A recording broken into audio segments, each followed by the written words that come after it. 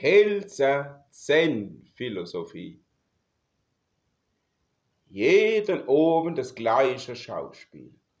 Der alte Pilzer Meister nimmt a volle Rieslingscholle, läuft ums Haus und wässert der Vorgarten damit.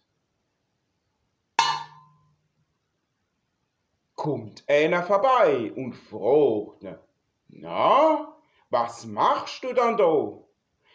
Das mach ich, sagt der alte Pelzermeister, um die Elventritsche fortzuhalten.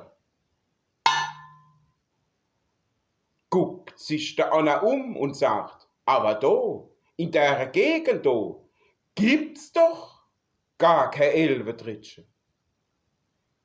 Siehst, Knecht, sagt der alte Pelzermeister, wie gut meine Methode klappt.